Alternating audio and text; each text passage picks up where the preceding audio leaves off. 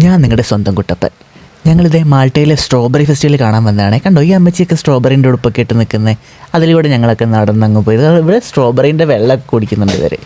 എന്താണോ എന്തോ ഭയങ്കര തിരക്കായിരുന്നു കേട്ടോ. ഇതാ ഡാൻസൊക്കെ ഉണ്ട്, അടിപൊളിയാക്കുന്നുണ്ട് ഇവർ. കുട്ടികളൊക്കെ ഭയങ്കര എൻജോയ്മെൻറ്റില്ല. കാരണം ഇതാ ഈ റൈഡിലൊക്കെ കയറി ഇത് ചില ആൾക്കാർ ഇതാ സ്ട്രോബെറീൻ്റെ ഫേസ് പെയിൻറ്റിങ് ഒക്കെ ചെയ്യുന്നുണ്ട്. കുട്ടികളൊക്കെ ഭയങ്കര ഹാപ്പി. അതിൻ്റെ ഇടയിൽ ഈ ആട്ടിൻകുട്ടി കയറി വന്നത് നല്ല ഭംഗിയുണ്ട് കേട്ടോ അതിനെ കാണാൻ. സ്വീറ്റ്സൊക്കെ നല്ലതായിരുന്നു കാണാൻ വേണ്ടിയിട്ട്. അപ്പം ഞാൻ എന്ത് ചെയ്തു, ഞാൻ എൻ്റെ കൂട്ടുകാർക്കും വാങ്ങിക്കൊടുത്തു.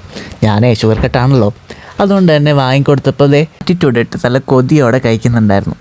കുഴപ്പമില്ല. വേറെ എൻ്റെ ഫ്രണ്ടും അവനും നന്നായി ആസ്വദിച്ച് കഴിച്ചു കിട്ടും അത്, കാരണം ടേസ്റ്റ് ഉണ്ടെന്ന് അവൻ പറഞ്ഞത്. പിന്നെ വേറൊരു മധുരമുള്ള സാധനമായിരുന്നു കിട്ടിയത്. മധുരം എന്ന് വെച്ചാൽ അത്യാവശ്യമുണ്ട്.